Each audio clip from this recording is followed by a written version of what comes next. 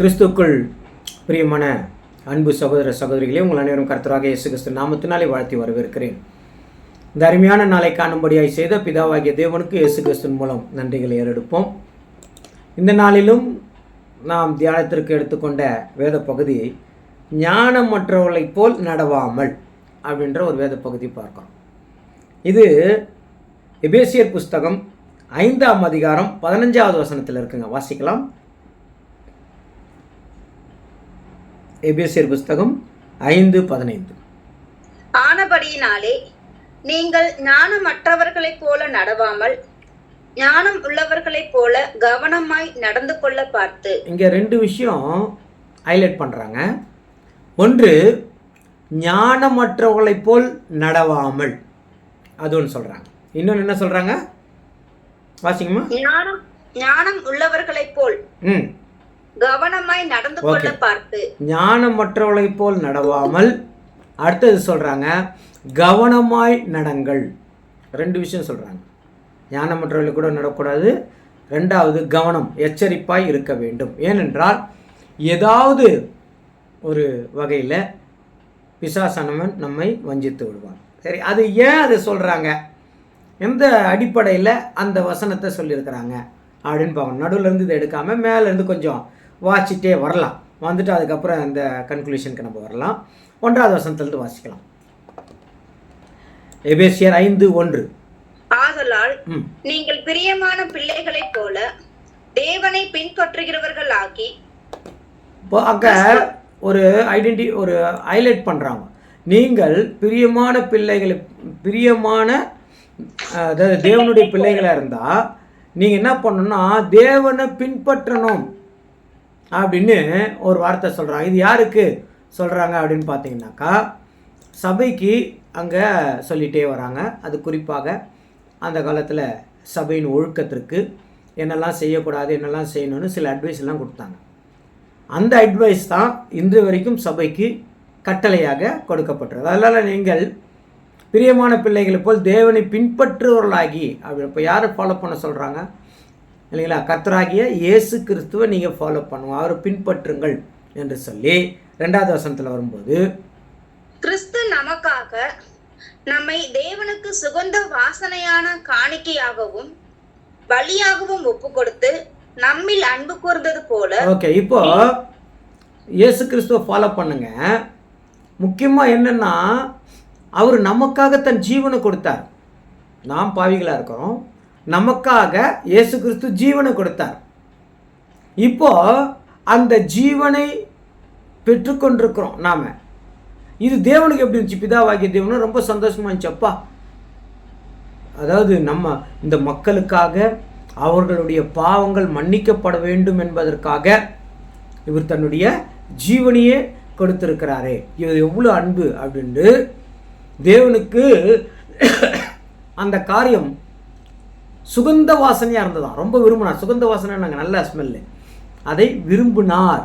ரொம்ப அருமைப்பாடி பண்ண காரியம் ரொம்ப அருமை என்று அது சுகந்த வாசனையாக அவர் விரும்பினார். அப்படியே நீங்களும் அன்பிலே நடந்து கொள்ளுங்கள் அப்படின்னு அங்கே சொல்கிறாங்க. அப்போ சபையில் இயேசு கிறிஸ்துவை போல் நம்ம ஒருவருக்கொருவர் அன்பில் நடக்கணும் அப்படின்னு சொல்லி 3வது வசனம். மேலும் பரிசுத்தவான்களுக்கு ஏற்றபடி வேசித்தனமும் மற்ற எந்த அசுத்தமும் பொருளாசையும் ஆகிய இவைகளின் பேர் முதலாய் உங்களுக்குள்ளே சொல்லப்படவும் கூடாது. ஓகே, இப்போ முதல்ல அன்புல இருக்கணும் அப்படின்ட்டு சொல்லி அடுத்த அட்வைஸ் ஒன்று சொல்றாரு. பரிசுத்தவான்களுக்கு ஏற்ற மாதிரி நீங்கள் நடக்கணும். ஆனால் வேசித்தனம், அசுத்தம், பொருளாசை, இந்த மாதிரியான காரியங்கள் ஒன்று கூட செய்யக்கூடாது. அது பேர் முதல்ல சொல்லக்கூடாதுன்னா அதை நினச்சி கூட பார்க்கக்கூடாது. அவ்வளோ எச்சரிக்கையாக இருங்கள் அப்படின்னு சொல்லி 4வது வசனம். அப்படியே வம்பும் புத்தியினமான பேச்சும் பரியாசமும் தகாதவைகள் செய்தலே தகும். அவ்வளோதாங்க. இப்போ அடுத்த சொல்கிறாங்க, இப்போ நீங்கள் எப்படி நடக்கணும் அப்படின்னு.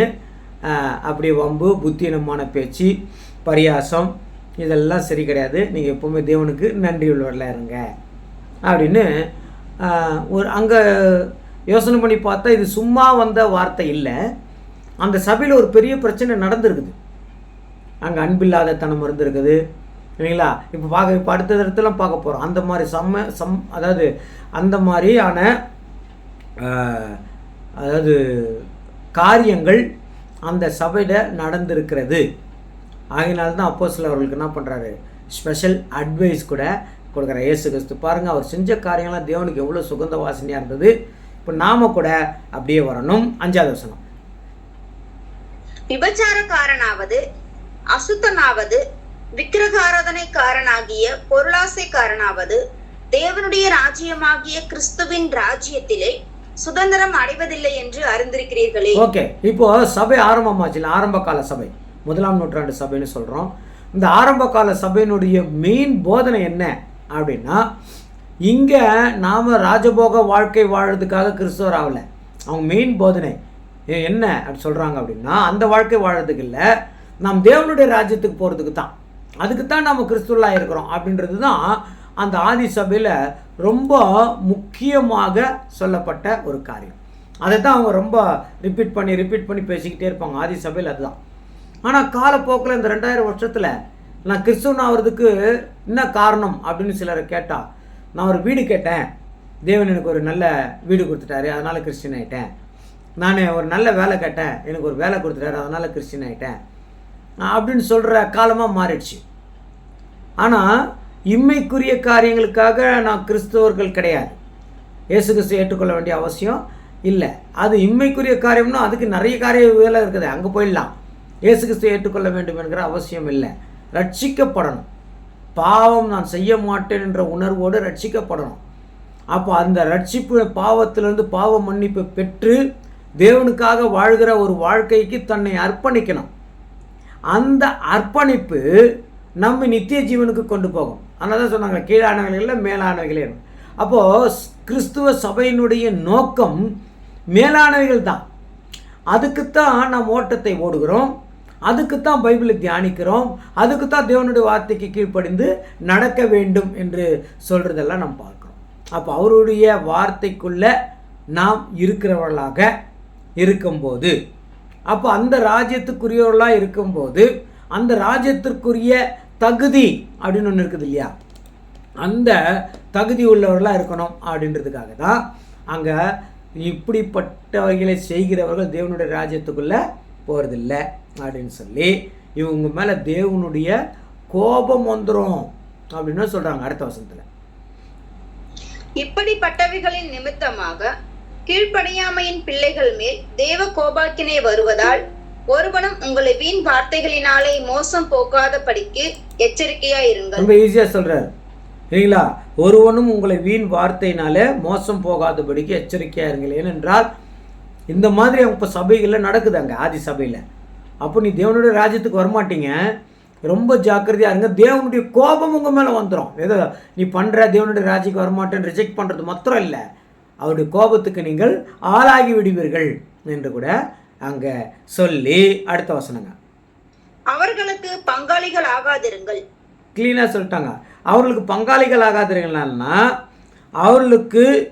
அவர்களோடு எதுலேயும் நீங்கள் சேராதீங்க. இதில் கொஞ்சம் சேர்ந்துக்கலாம், கொஞ்சம் பண்ணிக்கலாம், நீங்கள் சேராதீங்க. நீங்கள் ஹைலைட் பண்ணிட்டாரு, நீங்கள் தேவனுடைய ராஜ்யத்திற்கு என்று செலக்ட் ஆனவர்கள். ஃபஸ்ட்டு வசனத்திலே சொல்லிட்டாங்க, நீங்கள் தேவனுடைய பிள்ளைகள், தேவனை பின்பற்றுள்ளாருங்கள் அப்படின்ட்டு ஃபஸ்ட்டு வசனத்திலே சொல்லிட்டாங்க. இப்போ அந்த மாதிரி நீங்கள் செய்யாதீங்க அப்படின்னு ஒரு எச்சரிப்பு கூட அங்கே கொடுத்துட்டு, நீங்கள் எப்படியாப்பட்ட பிள்ளைகளாக இருக்கிறீர்கள்ன்ட்டு அடுத்த வசனத்தில் சொல்கிறாரு பாருங்க. முற்காலத்தில் நீங்கள் அந்தகாரமாய் இருந்தீர்கள், இப்பொழுதோ கர்த்தருக்குள் வெளிச்சமாய் இருக்கிறீர்கள், வெளிச்சத்தின் பிள்ளைகளாய் நடந்து கொள்ளுங்கள். இப்போ நீங்கள் எப்படி இருக்கீங்க? வெளிச்சமாக இருக்கிறீர்கள். வெளிச்சம்னா சத்தியம் தெரிஞ்சிருக்குது, எப்படி வாழணும்னு தெரிஞ்சிருக்குது, கிறிஸ்துவ வாழ்க்கை எப்படி வாழணும்னு தெரிஞ்சிருக்குது. அப்படிப்பட்ட வாழ்க்கையை வாழுங்க. உங்களை பார்க்கும்போது மற்றவர்கள் ஆச்சரியப்படணும். நம்முடைய ஒரு கிறிஸ்துவனாக இருந்தால் அந்த கிறிஸ்துவனுடைய செய்கைகளை பார்த்து, அவனுடைய நடத்தைகளை பார்த்து, அவனுடைய நடவடிக்கைகளை பார்த்து மற்றவர்கள் ஆச்சரியப்பட வேண்டும். நாம் வேதத்தை பார்த்து நம்மை மாற்றிக்கொள்கிறோம் என்றால் மற்றவர்கள் நம்மை வேதமாக பார்க்கிறார்கள். அதை நம்ம மறந்துடக்கூடாது.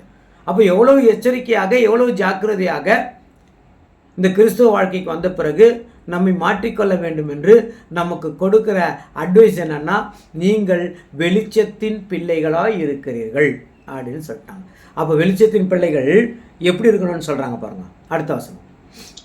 ஆவியின் கனி சகல நற்குணத்திலும் நீதியிலும் உண்மையிலும் விளங்கும். இப்போ நீங்கள் வெளிச்சத்தின் பிள்ளைகள் இருந்தால் நீங்கள் ஆவியின் கனி கொடுக்குறதா இருக்கணும். அப்போ ஆவின் கனி எப்படி இருக்கணுங்க? 3 காரியங்கள் அங்கே சொல்லிட்டாங்க. உனக்கு நல்ல குணம் இருக்கணும், நீ நீதியாக நடக்கணும், உண்மையாக இருக்கணும். அதுதான் வெளிச்சத்தின் பிள்ளைகள். இப்போ நாம் கூட வெளிச்சத்தின் பிள்ளைகளாக இருக்கிறோம்.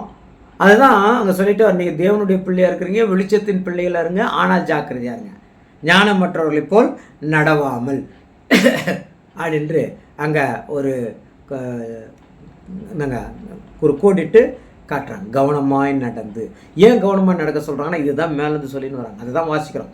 கீழே ஒரு வசனம் வாசிட்டு மேலேருந்து வசனங்களை வாசிட்டே வரும். அப்போது 10வது வசனத்தில் சொல்லும்போது இன்னொரு விஷயத்தங்க சொல்கிறாங்க. 10வது வசனம்.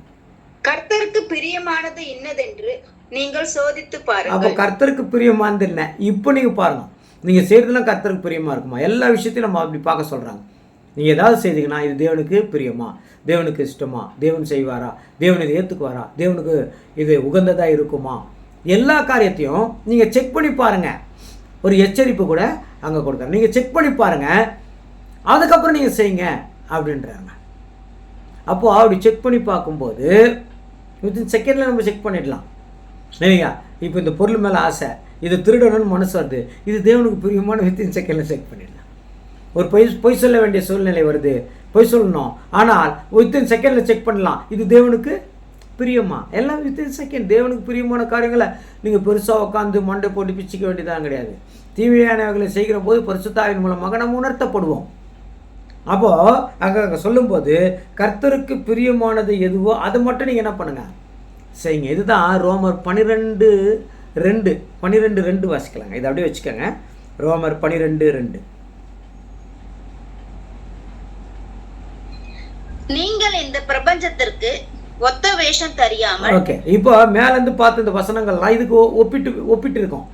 இந்த பிரபஞ்சத்திற்கு ஒத்த வேஷம் தான் மேலேருந்து தவறான காரியங்கள் சொல்லியிருக்கிறாங்க. கோபம், தேவனுடைய கோபத்துக்கு ஆயிடுவோம், இந்த மாதிரி காரியங்கள் சொல்கிறாங்களே, இதெல்லாம் இந்த பிரபஞ்சத்துக்கு ஒத்த வேஷம். இது செய்யாமல் தேவனுடைய நன்மையும் பிரியமும் பரிபூரணமுமான சித்தம் இன்னதென்று பகுத்தறியத்தக்கதாக உங்கள் மனம் புதிதாகிறதினாலே மறுரூபமாகுங்கள். உங்கள் மனம் புதிதாகிறதுனாலே மறுரூபமாகுங்கள்ன்றாங்க. உங்களை மாற்றிக்கங்க அப்படின்னு இதுக்கு தான் சொல்கிறாங்க ஏங்களா? அதனால் கர்த்தருக்கு பிரியமாய் நடக்கிறது இதுதான். இது 17வது வசனம் கூட வாசிங்களேன்.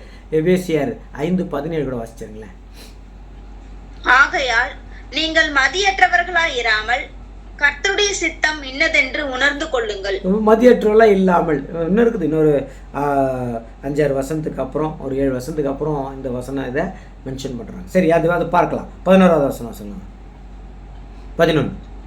கனியற்ற அந்தகார கிரியைகளுக்கு உடன்படாமல் அவைகளை கடிந்து கொள்ளுங்கள். இப்போ சொல்றாங்க, கனியற்ற அந்தகார கிரியைகளுக்கு நீங்க என்ன பண்ணாதீங்க, உடன்படாமல் அதை கடிந்து கொள்ளுங்கள் அப்படின்றார். அதாவது பாவம் குற்றம் என்று சொல்லுங்கள்னு அர்த்தம். ஒருத்தர் பாவம் செஞ்சாங்கன்னா அது தப்புப்பா, செய்யக்கூடாது, அது பாவம், அது குற்றம் அப்படின்னு சொல்ல பழகுங்கள். அந்த காரியத்தை நீங்க பண்ணாதீங்க அப்படின்னு சொல்லி 12வது வசனம். அவர்களால் ஒளிப்பிடத்தில் செய்யப்படும் கிரியைகளை சொல்லுகிறதும் அவலட்சணமா இருக்கிறது. பாருங்க, அவ்வளோ பெரிய பாவம் பண்றாங்க, ஓப்பனா சொல்ல முடியல. அதான் அவங்க சொல்றாங்க. எங்க சபையில், ஆதி சபையில் அவ்வளோ எச்சரிப்பு கொடுக்குறாரு. ஆதி சபையில் 2000 வருஷத்துக்கு முன்னாடியே சபைக்குள்ள அவ்வளோ பிரச்சனைன்னா இப்போ நம்ம சபையில் இதோட ஜாஸ்தி பிரச்சனை. சாத்தான் விடுறது இல்லையா? காலம் கிட்ட வர என்ன பண்ணுறான், அவன் காலை கடிக்கிறதுல ரொம்ப தீவிரம். தேவனுக்காக நன்னடத்தையில் நடக்கிற பிள்ளைகளாய் பார்த்து அவன் காலை கடிப்பது தான் அவனுக்கு கொடுத்துருக்கிற வேலை. அவன் விடமாட்டான், அவன் காலைத்தான் கடிப்பான். அதனால் தேவன் பிள்ளைகளுக்கு எச்சரிப்பு கொடுக்குறாரு. அது குற்றம் என்று என்ன பண்ணுங்க, சொல்லுங்கள். அதை அப்படி அவங்க பண்ணுற காரியங்களை சொல்லவே முடியலை அப்படின்னு கூட சொல்கிறார். 13வது வசனம். அவைகளெல்லாம் கடிந்து கொள்ளப்பட்டு வெளிச்சத்தினால் வெளியரங்கமாகும், வெளியரங்கம் ஆக்குகிறதெல்லாம் வெளிச்சமா இருக்கிறது. ஓகே, இதெல்லாம் கொஞ்ச நாள் அவங்களுக்கு எச்சரிப்பு கொடுத்துட்டே இருப்பார். அப்புறம் எல்லாருக்கும் காட்டி கொடுத்துருவேன், மாட்டிக்குவோம் பப்ளிக்காக. சரிங்களா? இப்போ பாருங்க, யாராவது ஒருத்தர் ஒரு கிறிஸ்துவர் ஒரு பாவம் பண்ணுறாருன்னு வச்சுக்கோங்களேன். ஃபார் எக்ஸாம்பிள் ஒரு திருட்டு வேலை பண்ணுறான்னு வச்சுங்க, தேவனே ஒரு கிறிஸ்துவராக இருக்காருன்னு சொல்லி பார்ப்பார். ஆனால் அவர் லாஸ்ட் வரைக்கும் கேட்கவே இல்லைன்னா காட்டி கொடுத்துருவார். தண்டனைக்கு ஆளாயிரம், ஒரு நாளுக்கு மாட்டிக்குவோம். ஏன்னா தேவன் எப்படிப்பட்டவர்? நீதி உள்ளவர். ஏன்னா நீ சொல்கிற பேச்சு கேட்குறது இல்லை, அது தப்புன்னு நீ உணர்றதே இல்லை. அப்போ ஒரு நாளைக்கு நான் காட்டி கொடுத்துருவேன். அதை தான் சொல்கிறார், ஒரு நாளைக்கு வெளியரங்கம் ஆகிடும். நாம் எந்த ரகசிய பாவம் செய்து கொண்டிருந்தாலும் அந்த பாவம் கட்டாயம் அதை நீங்கள் பாவ மன்னிப்பு பெற்று தேவன் கிருபையினால் அது மன்னிப்பு வாங்கி மனம் திரும்பினால் தப்பிச்சிட்டோம். ஒரு வேளை அதில் நம்ம ரொம்ப இன்ட்ரெஸ்டாக விழுந்துகிட்டே இருந்தோம்னா ஒரு நாள் வெளியரங்கம் ஆகிடும். காட்டி கொடுத்துருவோம், எல்லாருக்கும் அசிங்கப்பட்டு போயிடுவோம், அவமானப்பட்டு போயிடுவோம். அதுதான் அங்கே சொல்கிறார், இப்படிப்பட்ட பாவம் செய்கிறாங்க, அதை நான் பப்ளிக்காக சொல்கிறதுக்கே எனக்கு அசிங்கமாக இருக்குது. ஆனால் ஒரு நாள் அது என்ன ஆகிடும்? வெளியரங்கமாகிடும். அதனால் தான் அடுத்த வசனம் சொல்கிறாங்க பாருங்க, ஆதலால் அப்படின்னு அங்கே வந்து நிறுத்துறார். இப்போ ஆதலால் அப்படின்ற பைபிளில் எங்கேயாவது ஒரு வார்த்தை வந்ததுன்னா அது அந்த ஆதலால் வர்றதுக்கு முன்னாடி ஏதோ ஒரு விஷயத்தை நம்மளுக்கு அறிவுரையாக கொடுத்துட்டு வர்றாருன்னு அர்த்தம். ஆதலால்னு ஒரு வார்த்தை வந்துச்சுன்னா ஏதோ ஒரு காரியத்தை தேவன் நம்மளுக்கு அறிவுரையாக கொடுத்து கொண்டு வருகிறார், அட்வைஸ் பண்ணுறார். அந்த அட்வைஸ் பண்ணி அந்த நிறைவு வருது பார்த்தீங்களா, அங்கே வந்து தான் ஆதலால் அப்படின்ற வார்த்தை போட்டிருக்கோம். ஸோ நீங்கள் அடுத்த முறை பைபிள் வாசிக்கும் போது அந்த ஆதலால் என்ற வார்த்தை எங்கே வருதோ அதுக்கு மேலே இருக்கிற காரியத்தை வாசித்து பாருங்கள், அது ரொம்ப பயனுள்ளதாக இருக்கும் கிறிஸ்துவ வாழ்க்கைக்கு. அப்போ இங்கே வந்து ஃபைனல் பண்ணுறார், ஆதலால் அப்படின்னு சொல்லி. தூங்குகிற நீ விழித்து மரித்தோரை விட்டு எழுந்திரு, அப்பொழுது கிறிஸ்து உன்னை பிரகாசிப்பிப்பார் என்று சொல்லி இருக்கிறார். அதுதாங்க இப்போ சொல்கிறாரு, ஆகையால் இவ்வளோ மேலே இருக்கிற விஷயம்லாம் சொல்லிட்டார். ஒரு கிறிஸ்துவன் எப்படி இருக்கணும், எப்படி இருக்கக்கூடாது, ரெண்டுத்தையும் அங்கே வந்து விலைக்கு சொல்லிட்டார். விலைக்கு சொல்லிட்டே வந்து இப்போ சொல்கிறாரு, ஆதலால் நீ தூங்குகிறத விட்டு எழுந்துரு. தூங்கினே இருந்தால் நிறைய விஷயம் நம்மளால் தெரிந்து கொள்ளவே முடியாது இல்லைங்களா? விடியற் காலையில் தூங்கினா சூரியன் உதயம் தெரியாது சொல்லுவாங்க இல்லைங்களா? விடியற் காலத்தில் தூங்கினா எப்படி சூரியன் உதிக்கிறது பார்க்க முடியும்? பார்க்க முடியாது. அப்போ தூங்கும்போது நிறைய விஷயங்கள் நம்மளுக்கு தெரியாது. ஒருத்தர் என்னை பார்த்து சொன்னார், நீ எல்லாம் பண்ணுற, சத்தியமாக உனக்கு தூங்கும்போது கண் தெரியாமல் போயிடுனாரு. நான் ரொம்ப பயந்துட்டேன், என்னப்பா நம்மளுக்கு ஒரு சாபம் கொடுக்குறாரு சொல்லி. கடைசியில் யோசனை பண்ணி பார்த்தா அது உண்மை தான். தூங்கும்போது யாருக்கும் கண்ணு தெரியறதில்லை. ஏங்க புத்தியே தெளிவாகிறதில்ல, புத்தியே தெரியறதில்ல, அது கரெக்டாக தப்பாக எதுவும் தெரியறதில்ல. அப்போ தூங்குகிறவர்களுக்கு என்ன ஆகுறதில்ல, தேவனுடைய காரியங்கள் புரியறதில்ல, அதை கை கொள்றதில்லை. ஆனால் நீ தூங்காதன்றாரு, நீ தூங்காத விழித்துக்கொள் அப்படின்னு சொல்லி அடுத்த வசனம். ஆனபடியினாலே நீங்கள் ஞானமற்றவர்களைப் போல நடவாமல் ஞானம் உள்ளவர்களைப் போல கவனமாய் நடந்து கொள்ள பார்த்து. பாத்தீங்களா? ஆதலால் ஆகையா, அதாவது அங்க அடுத்தது சொல்ல போனா ஆனபடினாலே அப்படின்னா இப்போவும் அதே ஆதலால் தான். அந்த ஆதலால் வரும்போது நீங்கள் அங்கே சொல்கிற, நீங்கள் ஞானமற்றவர்களைப் போல் நடவாமல் ஞானம் உள்ளவர்களாய் நடந்து, என்ன சொல்லிட்டாங்க, ஞானம் உள்ளவர்களாய் நடந்து அப்படின்னு சொல்லி கவனமாய் நடந்து கொள்ளுங்கள் அப்படின்னு அங்கே வந்து அந்த கல்குலேஷனை முடிக்கிறார். ஓகேங்களா? இப்போ நீங்கள் ஞானமற்றவர்களை போல் நடக்காதீங்க. மேலே இருக்கிற விஷயங்கள்லாம் பார்த்துட்டு இனி நீங்கள் ஜாக்கிரதையாக நடங்க. இல்லைங்களா? ரொம்ப மற்றவர்கள் செய்கிற மாதிரி நீ செஞ்சு நீ தேவனுடைய ராஜ்யத்துக்கு வராமல் ஆகிட போகிறீங்க. தேவனுடைய ராஜ்யத்துக்கு வர்றது தான் உங்களுக்கு கொடுக்கப்பட்டிருக்கிறது. அதில் தான் நம்ம நடக்கணும், அதில் தான் வாழணும். அதுக்காகத்தான் நம்ம அர்ப்பணிக்கப்பட்டிருக்கிறோம், அதுக்காகத்தான் தெரிந்து கொள்ளப்பட்டிருக்கிறோம், அதுக்காகத்தான் நம்ம ஞானஸ்தானம் எடுத்திருக்கிறோம். அப்படிப்பட்ட வாழ்க்கையை வாழ்வதற்காக தான் தேவன் நம்மளுக்கு கொடுத்திருக்கிறார். அந்த வாழ்க்கைக்குள்ளே நாம் நடக்கிறதுக்கு உங்களுக்கு தடைகள் ஏற்படும் இல்லைங்களா? அந்த தடைகளை நீ கவனிக்கணும்.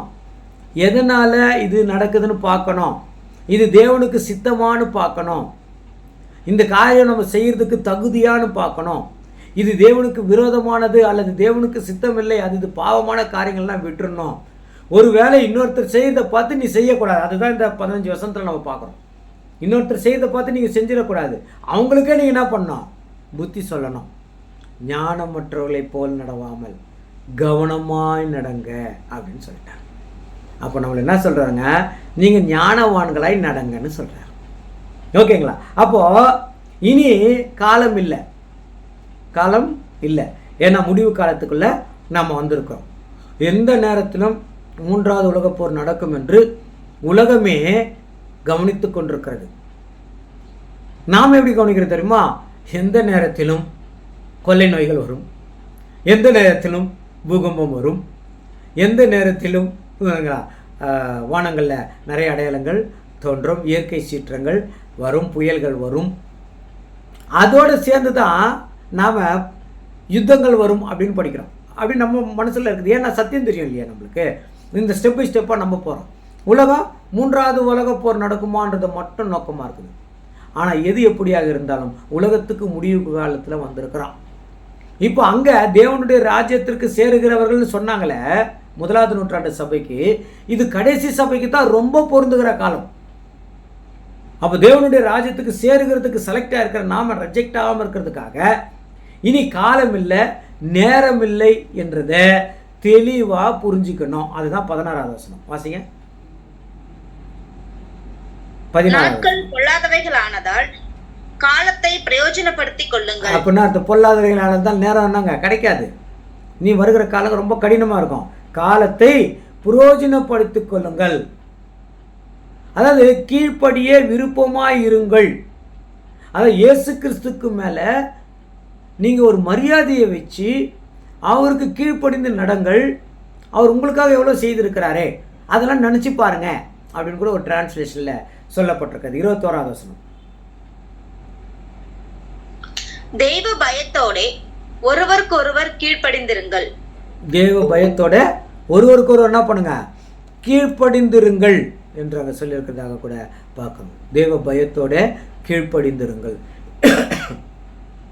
அப்போ யாருக்கு தேவ பயம் இருக்கணும், யாருக்கு தேவனுடைய ஞானம் இருக்கணும் அப்படின்னு இன்னொரு விஷயத்தில் நம்ம பார்க்கணும். இப்போ இது யார் கவனிக்கணும்? வாசிங்க சங்கீதம் 107:43. சங்கீதம் 107:43. சங்கீதம் 107:43. எவன் ஞானம் உள்ளவனோ அவன் இவைகளை கவனிக்க கடவன். போதுங்க. அப்போ ஞானவானா நடக்கணும். அப்போ ஞானமற்றவன் நடக்கக்கூடாது. அப்போ யார் கவனிக்கணும்னா எவன் ஞானம் உள்ளவனோ அவன் கவனிக்கணும். அவன் தான் தேவனுடைய கிருபையை உணர்ந்து கொள்ள முடியும். பார்த்தீங்களா? அப்போ தேவனுக்கு ஏற்ற ஞானத்தில் நம்ம வளரணும். நம்ம கேட்குறது என்ன தெரியுங்களா? நம்ம நிறைய விஷயங்கள் கேட்போம். இது கொடுங்க, அது கொடுங்க, இது கொடுங்க, அது கொடுங்கன்னு. ஆனால் நம்ம கேட்க வேண்டியது ஞானத்தை கொடுங்கன்னு கேட்டால் போதும். அதை ரொம்ப சந்தோஷப்படுறாராம் இல்லைங்களா? சலமோன் காலத்தில் சலமோன் என்ன கேட்டாருங்க? உனக்கு என்ன வேணும்னு கேட்கும்போது, எப்போ நான் இந்த அரசாளனும் நியாயமான முறையில் நீதியான முறையில் அரசாளனும் உன்னுடைய ஞானத்தை கொடுங்கன்னு கேட்டார். அப்போ தேவன் சொல்லிட்டாரு, நான் அதாவது நீ ஞானத்தை கேட்டதுனால நீ கேட்காத ஒன்று கூட கொடுக்குறேன், செல்வத்தையும் கொடுக்குறேன்னு சொன்னார். தேவன்கிட்ட நம்ம கேட்க வேண்டியது ஞானம்தான். ஞானத்தான் நம்மை சரியாக்கும், நல்வழிப்படுத்தும், அழைத்து செல்லும். அப்போ ஞானம் ரொம்ப முக்கியம். அது கிருபைக்கு கொண்டு போகும். அதனால தான் சொல்லும்போது யார் இதை கை கொள்ளுவார்கள், இந்த ஞானத்தை யார் கை கொள்ளுவார்கள்னா சங்கீதம் 119:100 வாசிங்களேன். சங்கீதம் 119:100.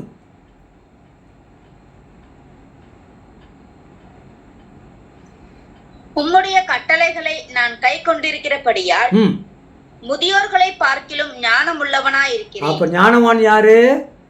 தேவன் சொன்ன கட்டளைகளை கை கொள்ளுகிறவர்கள், அதை ஃபாலோ பண்றவங்க. அப்போ தேவனுடைய கட்டளைகளை விட்டுட்டா நாம் ஞானமற்றவர்களாக போயிடுவோம். அதுதான் சொன்னாங்க, கவனமாய் நடங்கள். அப்போ தேவன் சொல்லியிருக்கிற கட்டளைகள் அதை என்ன பண்ணோம்? கை கொள்ளணும். சட்டங்கள், தேவன் இதை சொல்லியிருக்கிறார், நான் செய்ய மாட்டேன், அந்த மனசில் ஆழமாக பதியணுங்க. நமக்கு தெரியும் நிறைய நேரங்களில் தேவன் இதை சொல்லியிருக்கிறார், நாம் செய்யக்கூடாது என்று தெரிந்தும் நம் இருதயத்தை கல்லாக்கி கொண்டு நாம் தேவனுக்கு விரோதமாக நடப்போம், சொல்லியிருந்தும் தெரிந்தும். அதுதாங்க சொல்கிறாரு, நீங்கள் கவனமாய் நடங்கள். அப்போ தேவனுடைய வார்த்தையை, அவருடைய கட்டளைகளை யார் கை கொள்கிறார்களோ அவர்கள் ஞானவான்கள். அதனால் ஞானம் அடைய சிலதை விட்டுடுங்க அப்படின்னு சொல்கிறாங்க. நீதிமொழிகள் 8ஆம் அதிகாரம் 33வது வசனம். நீதிமொழிகள் 8:33. நீங்கள் புத்தியை கேட்டு ஞானம் அடையுங்கள், அதை விட்டு விலகாதிருங்கள். எங்க புத்தியை கேட்டு நீங்கள் ஞானம் அடையுங்கள். அப்போ ஞானம் அடைய எதை விடக்கூடாது? புத்தி என்ன பண்ணக்கூடாது? விடக்கூடாது. புத்தி ரொம்ப முக்கியம் சரிங்களா? அந்த புத்தியினால தான் நம்ம ஞானத்தை என்ன பண்ண முடியுதுங்க, ஈஸியாக பெற்றுக்கொள்ள முடியும். ஆனால் இந்த புத்திக்கு எதிர்ப்பதம் ஒன்று இருக்குது. அது என்னன்னா அகந்தை, இச்சை. இந்த அகந்தை இச்சை வந்துச்சுன்னா ஞானம் வராது. அது கூட ஒரு வசனம் போட்டுக்கிறாங்க பாருங்க, நீதிமொழிகள் 11:2. அகந்தை வந்தால் இலச்சையும் வரும், தாழ்ந்த சிந்தை உள்ளவர்களிடத்தில் ஞானம் உண்டு. தாழ்ந்த சிந்தை உள்ளவர்களிடத்தில் தானாங்க. அப்போ இந்த ஞானம் யார்கிட்ட வரும்னா தாழ்ந்த சிந்தை. எல்லா விஷயத்திலையும் எவ்வளோலாம் நம்மளை தாழ்த்திக்க முடியுமோ சரிங்களா? நல்ல மேட்டுமை பண்ணலாம், எல்லாம் பண்ணலாம். ஆனால் எவ்வளோ தாழ்த்தணுமோ அவ்வளோ என்ன பண்ண முடியும்? தாழ்த்த முடியும்.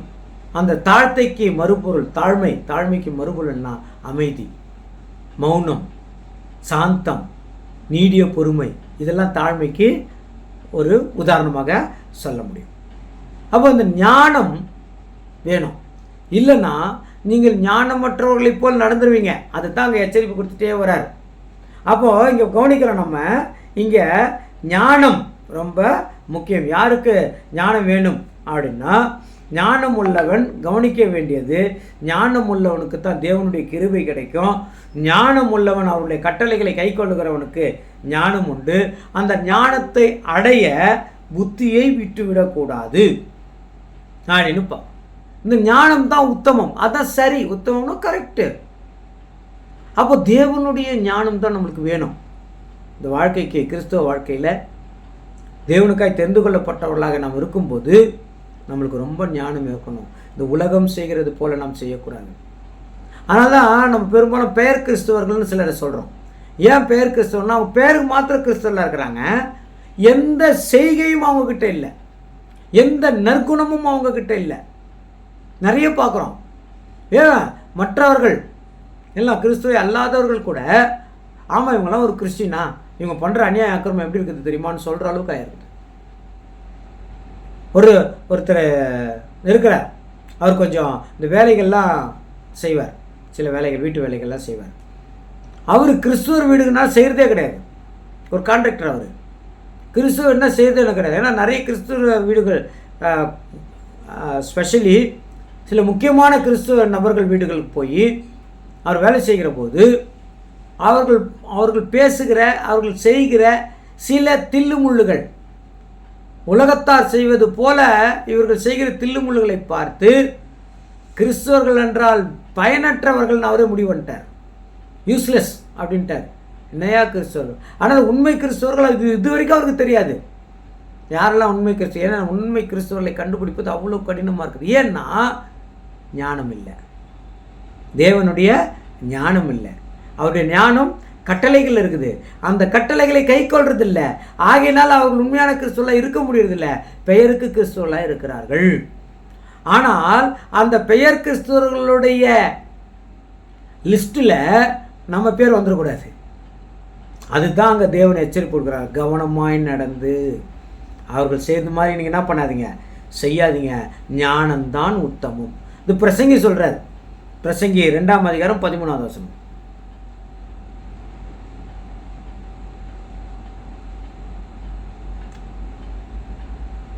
இருளை பார்க்கிலும் வெளிச்சம் எவ்வளவு உத்தமமோ அவ்வளவாய் மதியினத்தை பார்க்கிலும் ஞானம் உத்தமம் என்று கண்டேன். இருளை பார்க்கிலும் வெளிச்சம் எவ்வளோ நல்லது, எவ்வளோ நல்லது சரிங்களா? நீங்கள் என்னத்தான் இருளை பகலாக்குவதற்கு எவ்வளவு விளக்குகள் போட்டாலும் 100% இருளை பகலாக்க முடியாது. ஆனால் கொஞ்சம் சூரியன், ஒரு 6 மணிக்கு சூரியன் வந்துட்டோமே, அந்த வெளிச்சம் மாதிரி வேறு வெளிச்சம் கிடையாது. அது ஊடுருவும், எல்லா இடங்களும் ஊடுருவி வெளிச்சத்தை கொடுக்கக்கூடிய தன்மை சூரியனுக்கு இருக்கு. அப்போ பகல் அங்கே சொல்கிற போது பாருங்க, அப்போ பகல் எவ்வளோ நல்லது. பகலில் நிறைய விஷயங்கள் பார்க்க முடியுதே. இரவை விட பகல் நல்லது. அப்படியே நீ என்னெல்லாம் நீ இதுதான் கரெக்ட் இதுதான் கரெக்டுன்னு நினைக்கிறியோ அதை விட நல்லது எது தாங்க? ஞானம் தான்னு சொல்கிறேன். அதை விட நல்லது ஞானம் தான். நாம் எவ்வளோ பைபிள் வாசிக்கலாம், இரவும் பகலும் விடாமல் பைபிள் வாசிக்கிறவர்கள் உண்டு இருக்கலாம், நல்லா ஜெபம் பண்ணுறவர்கள் உண்டு இருக்கலாம், நல்லா பிரசங்கம் செய்கிறவர்கள் உண்டு இருக்கலாம். எல்லாம் இருந்தாலும் தேவனுடைய ஞானம் அவர்கள்ட்ட இல்லைன்னா அவர்கள் செய்கிறதெல்லாம் விருதா. மோசே இஸ்ரேல் ஜனங்களை வழிநடத்துகிற மாதிரி தான். ஜனங்களெல்லாம் கானான் தேசத்துக்கு போனாங்க, மோசையால் கானான் தேசம் போக முடியலை. அப்படி ஆகிடும் நிலை. எல்லாரையும் வழி அனுப்புகிறவர்கள் எல்லாம் போதிச்சாங்க, எல்லாம் பண்ணாங்க, அவர்கள் கை கொண்டார்கள், போதித்தவர்கள் கை கொள்ளவில்லை. அப்போ என்ன ஆயிடுச்சு? ரிஜெக்ட் ஆயிடும். அப்போ ஞானம் தான் கரெக்டு, அதுதான் நல்லது. அந்த ஞானம் தான் வாழ்வு கொடுக்கும், நித்திய ஜீவனுக்கு அழைத்து செல்லும். நித்திய ஜீவனுக்குரியவர்களாக இருக்கிறதுக்கு தான் நம்மளுடைய ஓட்டம். பிரசங்க 7ஆம் அதிகாரம் 12வது வசனம். பிரசங்க 7:12. ஞானம் கேடகம், திரவியமும் கேடகம். ஞானம் தன்னை உடையவர்களுக்கு ஜீவனை தரும், இதுவே அறிவின் மேன்மை. இதுதான் அறிவு, இதுதான் அறிந்து கொள்ளுதல். ஞானம், தேவனுடைய ஞானம் நமக்கு ஜீவனை தரும். அந்த ஞானம் என்னவென்றால் தேவனுடைய கட்டளைகளை கை கொண்டு நடப்பது ஞானம்.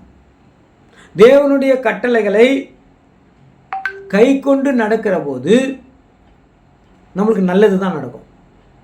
ஆனால் நிறைய பேர் தேவனுடைய கட்டளைகளை கை கொண்டு நடக்கிறது இல்லை. சின்ன சின்ன காரியங்களுக்கு கூட, சின்ன சின்ன சம்பவங்களுக்கு கூட தேவனுடைய கட்டளைகள்லாம் பண்ணுறதில்ல, அவர்கள் கை கொள்றதில்லை. தேவன் சொன்ன காரியத்திற்கு விரோதமாக பண்ணிருக்கிறார்கள். நான் பெரிய விஷயமா சொல்லலை, நான் அன்றாட வாழ்க்கையிலே ஒவ்வொரு நாளும் தேவன் சொன்னதை மறந்து நாம் தேவனுக்கு விரோதமாக செயல்படுகிறோம். ஏதோ ஒரு காரியத்தில், அது ஒரு சின்ன விஷயம் இருக்கலாம். நம்ம என்ன நினச்சிக்கிறோம், இது சின்ன விஷயம், இது பண்ணனால தப்பு இல்லைன்னு நினச்சிக்கிறோம். இன்னும் நிறைய பேர் சொல்லுவாங்க, சின்ன பசங்க தப்பு செய்யக்கூடாது, ஏங்க சின்ன பசங்களை அடக்குவாங்க. பெரியவங்க நீங்கள் தப்பு செய்யலாம், நாங்கள் பெரியவங்க, நாங்கள் தப்பு செஞ்சால் பரவாயில்ல, சின்ன பசங்க தப்பு செய்யக்கூடாதுன்னு. அப்படி இல்லை இல்லைங்களா? தேவனுக்கு முன்னாடி எல்லாரும் நாங்கள் சமம் தான். தேவனுக்கு முன்னாடி நீதி எல்லாருக்கும் பொதுவானது. எப்படி சட்டத்திற்கு வயது இல்லையோ, சட்டம் இருக்குத இந்திய அரசாங்க சட்டத்துக்கு, இவர் வயசில் மூத்தவர், அதனால் இவர் செஞ்ச இந்த கொலைக்கு கம்மி தண்டனை, இவர் வயசில் இளையவர், இந்த கொலைக்கு இவருக்கு ஜாஸ்தி தண்டனை, அப்படிலாம் கிடையாது. ஒருத்தர் கொலை பண்ணிட்டாருன்னா வயசு வித்தியாசமே கிடையாது, எல்லாருக்கும் ஒரே தண்டனை தான். அந்த வயசு காரியங்களை என்ன பண்ணுறதில்ல, அங்கே இது பண்ணுறதில்ல. 18 வயசுக்கு கீழே இருக்கிறவங்களுக்கு இன்னொரு தண்டனை, 18 வயசுக்கு மேலே இருக்கிறவங்களுக்கு ஒரே தண்டனை, அவ்வளோதான். மற்றபடி நாங்கள் வருது கிடையாது. அப்படியே தேவனுடைய சட்டத்திலும் சிறியவர்கள் பெரியவர்கள் என்று இல்லை, எல்லாருக்கும் ஒரே சட்டம். அதை ஏற்றுக்கொண்டு அதை கை கொண்டு, ஆமாம் இந்த சட்டம் இருக்குதுப்பா, இந்த சட்டத்தின்படி நான் நடக்கணும், இனிமேல் நான் அப்படி செய்யக்கூடாதுன்னு நம்ம மாறிட்டோம்னா காலத்தை பிரயோஜனப்படுத்திக் கொள்கிறோம். இல்லைன்னா ரிஜெக்ட் ஆயிடும். தேவன் சொன்ன மாதிரி ரிஜெக்ட் ஆகிடும். ஏதோ நித்திய ஜீவனுக்கு ரிஜெக்ட் ஆகிறோன்றது இல்லை, தேவனுடைய கோபத்துக்கும் நம்ம என்ன ஆகிடுவோம், ஆளாயிடும். அதனால தான் நீதிமொழிகள் 2ஆம் அதிகாரம் 1வது வசனத்தில் சொல்லும்போது, நீதிமொழிகள் 2:1, என் மகனே, நீ உன் செவியை ஞானத்திற்கு சாய்த்து உன் இருதயத்தை புத்திக்கு அமைய பண்ணும் பொருட்டு நீ என் வார்த்தைகளை ஏற்றுக்கொண்டு என் கட்டளைகளை உன்னிடத்தில் பத்திரப்படுத்தி. சொல்றாரா, என் கட்டளைகளை உன்னிடத்தில் என்ன பண்ண, பத்திரப்படுத்தி. இதுதான் ஞானம். என் மகனே, உன் செவியை ஞானத்திற்கு சாய்த்தன. எது ஞானம்? அவருடைய கட்டளைகளை தான் ஞானம். அதை நீ பத்திரப்படுத்தி உன் இருதயத்தை புத்திக்கு அமைய பண்ணும் பொருட்டு, இருதயத்தை கரெக்ட் பண்ணிக்கோ. இதை ஞானத்தை மைண்டில் வச்சு இருதயத்தை என்ன பண்ணு, சரி பண்ணு. அப்புறங்க ஞானத்தை வா என்று கூப்பிட்டு புத்தியை சத்தமிட்டு அழைத்து. இப்போ எப்படி கூப்பிடணுமா? ஞானத்தை வான்னு கூப்பிட்டு புத்தியை சத்தமிட்டு அழைக்கணும். ஏன்? புத்தி தூரமாக போயிடுச்சு. கிறுக்கு புத்தி வந்துச்சு நம்மளுக்கு. அப்போ புத்தியை சத்தமிட்டு அழைத்து அதை வெள்ளியை போல் நாடி புதையல்களை தேடுகிறது போல் தேடுவாயாக. அப்போ தேவனுடைய சட்ட திட்டங்களை வெள்ளியை போல் நாடி புதையலை தேடுற மாதிரி தேடணும். புதையல் இங்கே இருக்கும் அங்கே இருக்குன்னு போய் எடுத்துடலாமா? கிடையாது, தெரியாது. நம்ம முயற்சி செஞ்சுட்டே இருக்கணும். அப்போ தேவன் எதெல்லாம் சட்டமாக கொடுத்துருக்கிறாரு, நான் எதெல்லாம் கை கொள்ளணும்னு சொல்லி தேவன்கிட்ட கேட்டு கேட்டு வேதத்தை என்ன பண்ணோம்? தேடணும். தேடி தேடுவாயாகில் அப்பொழுது கர்த்தருக்கு பயப்படுதல் இன்னதென்று நீ உணர்ந்து தேவனை அறியும் அறிவை கண்டடைவாய். அப்பதான் உனக்கு கர்த்தருக்கு பயப்படுது என்னன்னு தெரியும். அப்போ அந்த ஞானம் எங்கேருந்து வருதுன்னா தேவனுடைய கட்டளைகள் இருந்து வருது. அப்போ தேவனுடைய கட்டளைகளை நாம் கை கொள்ளுகிற போது அல்லது பயந்து அதுக்கு அடங்கி இருக்கிற போது அந்த பயம்தான் ஞானம். அதுதான் கர்த்தருக்கு பயப்படுகிற பயம். பயம்னா என்ன? அப்போ புத்தினா என்ன? யோபு 28:28. யோபு 28:28.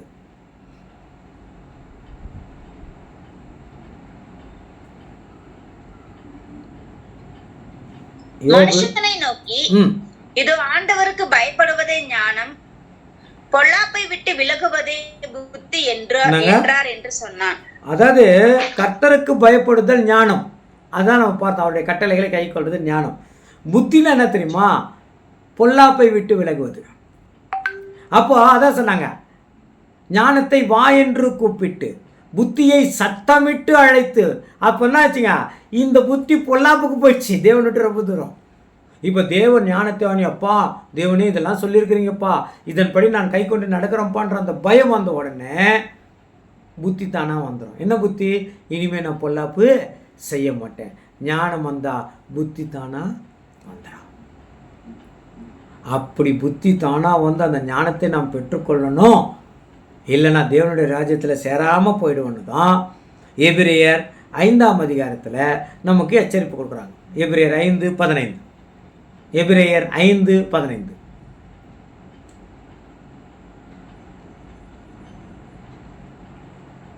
சரிங்க, எபேசியர் 5:15.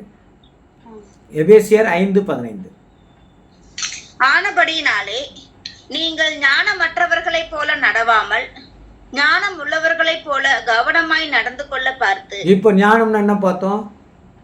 தேவனுடைய கட்டளைகள். இப்போ தேவனுடைய கட்டளைகள் நம்ம கிட்ட இருந்தால் ஞானம் உள்ளவர்கள். அப்போ தேவனுடைய கட்டளைகள் கையில் இருந்தால் மட்டும் போதாது, அதை கை கொள்ளுவர்களாக இருக்கணும். அப்போ கவனமாரு. சட்டம் தெரிஞ்சு பிரயோஜனம் இல்லை, சட்டத்தின்படி நடக்கணும், அதுக்கு கவனமாரு. அப்போ சட்டம் உங்களுக்கு கொடுத்துட்டாங்க. ரெட் லைட் எரிஞ்சா ரோட்டில் ரெட் லைட் செஞ்சால் கிராஸ் பண்ணாதே, சட்டம் கொடுத்துட்டாங்க. இப்போ கவனம் என்ன தெரியுமா?